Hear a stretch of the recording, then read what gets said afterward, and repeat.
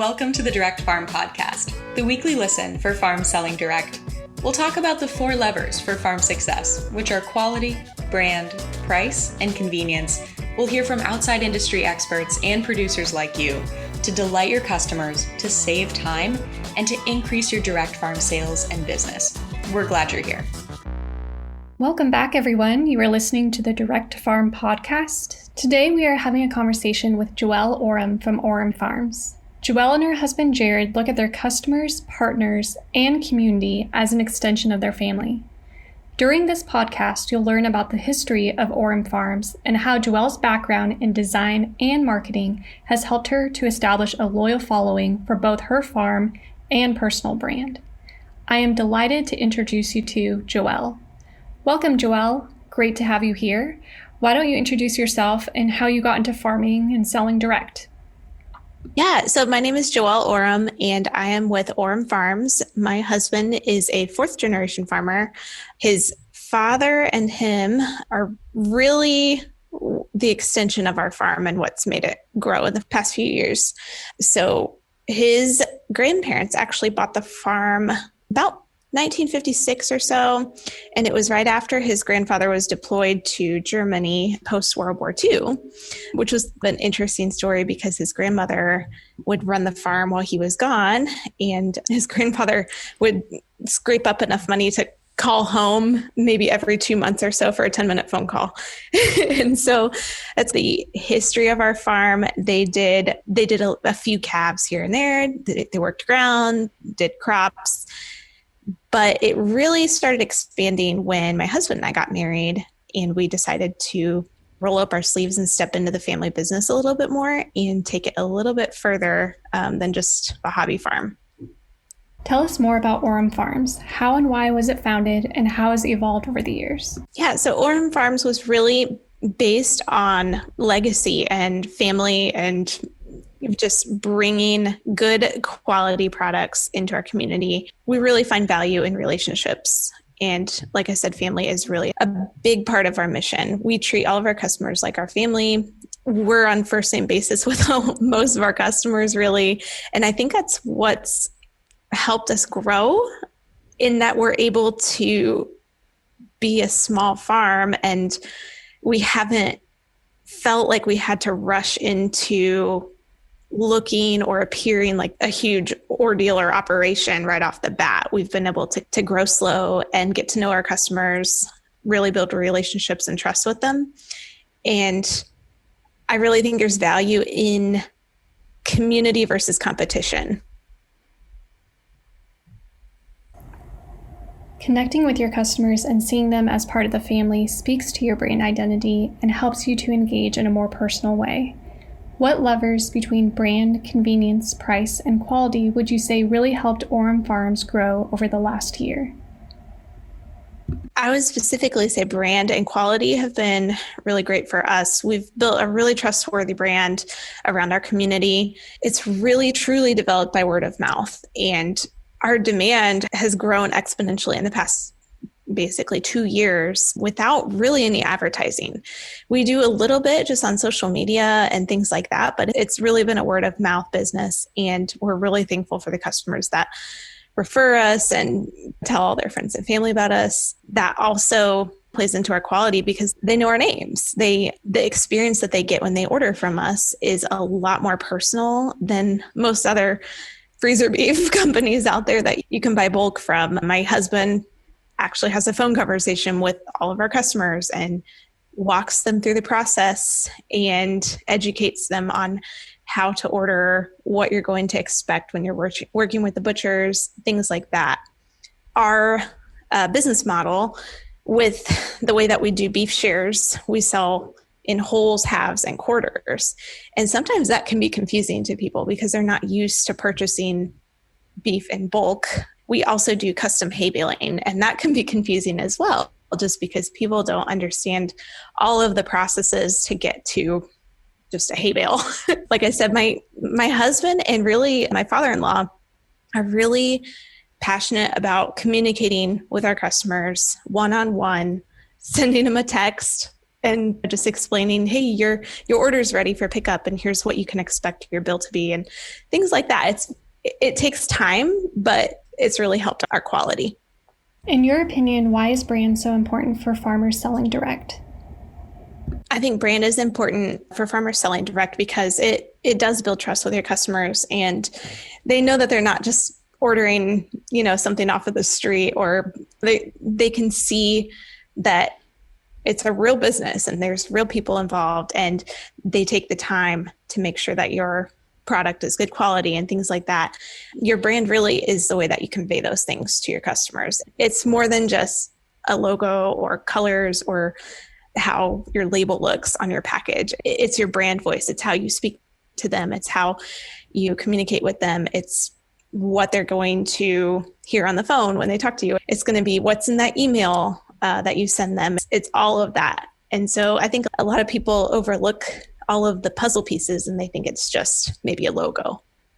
I love how you touched on brand voice because, to your point, it is a combination of images and messaging. And the words, the tone you use to communicate, and ensuring consistency across all platforms as well is key. Tell us about Orem Farms' brand. When you inherited it, how have you grown it, what's worked, and what have you learned?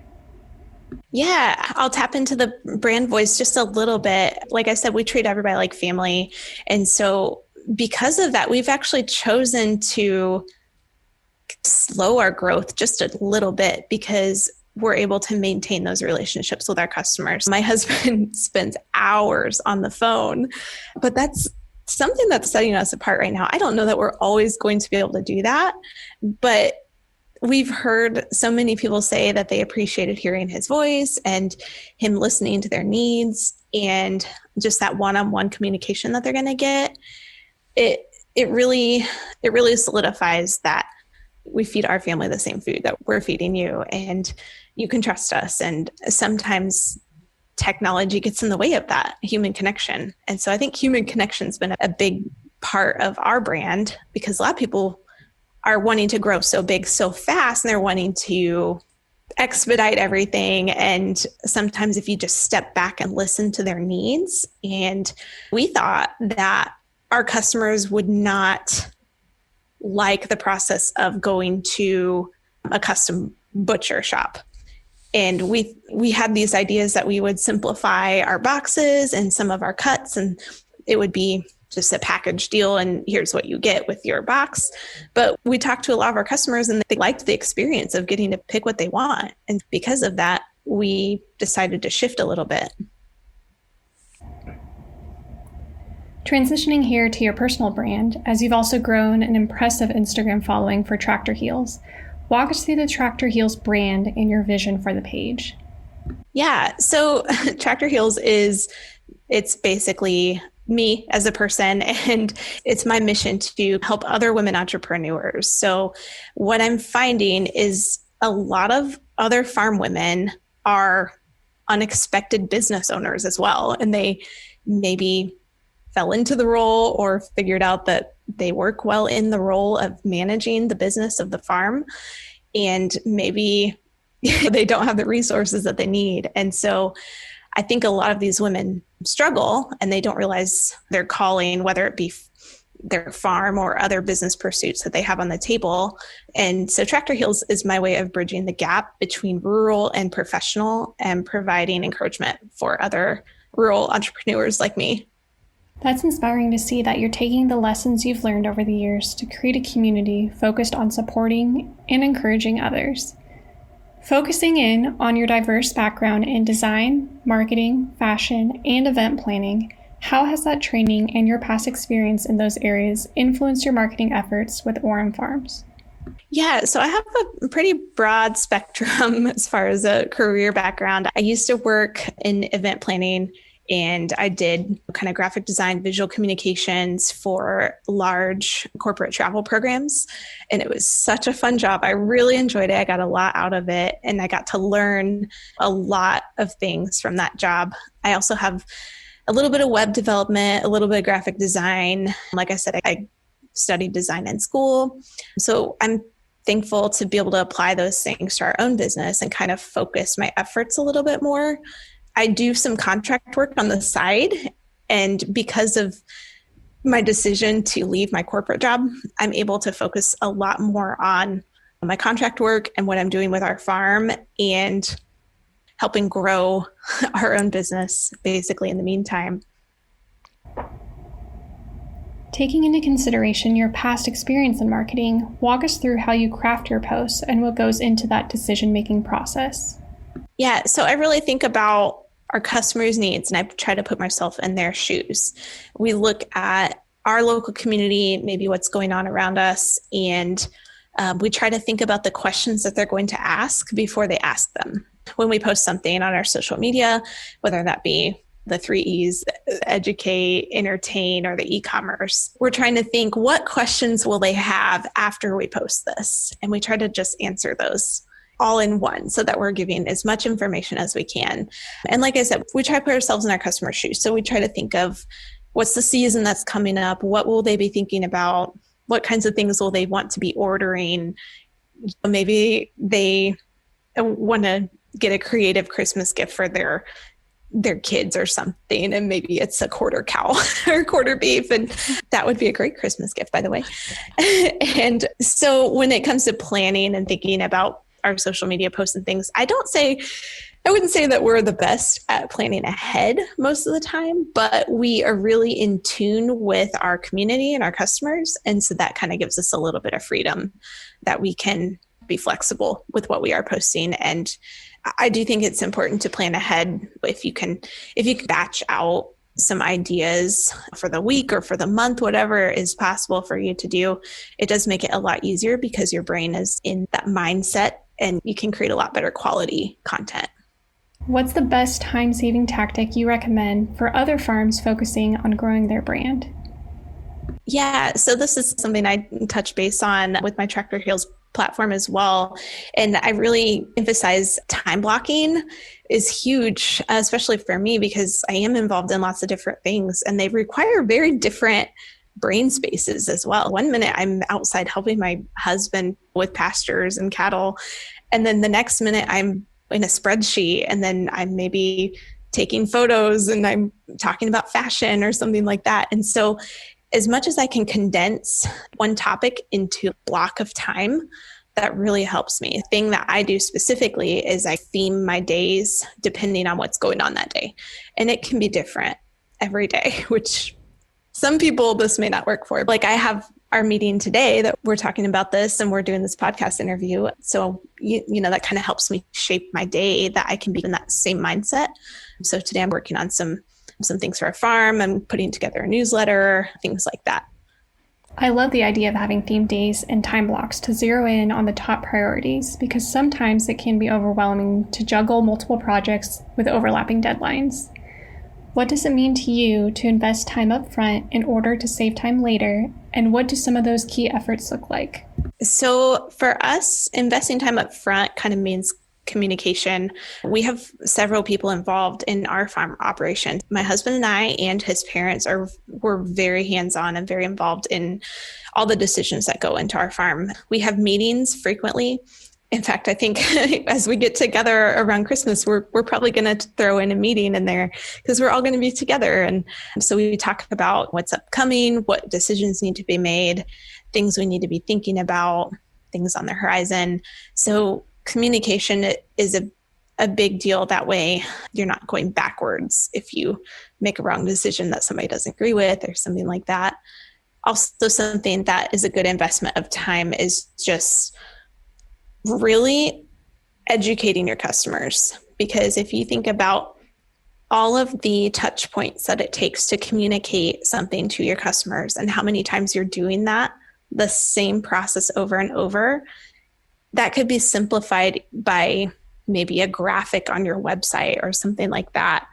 We ran into an issue a couple years ago when we really started expanding our beef business with customers just wondering how our pricing worked because they were paying the butcher separate and then they were paying our farm and they were just confused. And so we actually just created a little graphic, put it on our website, and then anytime somebody asked that question, maybe through Messenger or on the phone, we would just direct them to the website and it answered all their questions. And sometimes the FAQ page does get overlooked. So if you can hide little nuggets of information, maybe in a blog post, you can direct them to that blog post. We have so many people ask, I have this big of a freezer. Will a half a beef fit in there? And we've got a photo and we've got all the information that we can answer all those questions ahead of time by just directing them into one location. Tell us about the key drivers that led you to explore Barn to Door and walk us through your onboarding process. Yeah, working with Barn to Door has been great. They really directed us and helped us build out our website. And it's been a really big time saver for us because the way that we were taking orders previously it was very time consuming. I think we were using PayPal and it was just really clunky, and the way that we had to collect money and stuff. Our Barn to Door team has really listened to our brand and our story and taken that and made a beautiful platform for us that we are proud to send our customers to, frankly. They've all found it very easy to use. We love that we can stay in touch with our customers right through our Barn to Door account, through the message feature, things like that. Something that we've really enjoyed is just the support that they've offered. I can jump on a chat and answer a question real quick if I have it. And my husband's able to look up orders very quickly and keep everything in tune with our butcher schedules and things like that. I'd say it's been a really great experience. Throughout this podcast, you touched on everything from staying true to your brand identity to treating your customers as family and ensuring you communicate effectively. What's your final piece of advice for farmers selling direct, and what's next for Orem Farms? Yeah, I think my final piece of advice would be just be in tune with your customers and don't feel the urge to grow super fast, because there's so much value in the connection and the relationship that you have with your customers. And they really enjoy getting to see the whole process and seeing who is working on this farm, who is producing my food, who is the person driving the tractor and rolling the hay bales. Like, it helps to really communicate and to be hands-on, listen to your customers. You might have ideas and you might have a conversation with one of your customers and realize we have to do things differently, and being able to shift last minute and do things a little bit different than what you had planned will really help you in the long run. We're really trying to simplify our process. We're also trying to expand to be able to help other farmers. Like I said, there's so much value in community over competition. In our area specifically, there's a few competitors. And instead of feeling like we have to be bigger than them or better than them or have all this stuff, we're really just trying to focus on what we're doing and what we're doing well that maybe is filling in a gap that they don't serve, and kind of staying in your lane. And sometimes you have to put the blinders on a little bit and just focus on what you do and not pay attention to everybody else, and just do what you do and be the best at it. So again, that was Joelle Orem from Orem Farms. If you're interested in learning more about Joelle and her story, visit the Farmer Spotlight Orem Farms featured on our website. Join us next week to learn more about the upcoming APA conference from Executive Director Mike Badger and how the American Pastured Poultry Producers Association has supported pastured poultry farmers across America for over 20 years. Thanks for listening, and we'll talk to you next week.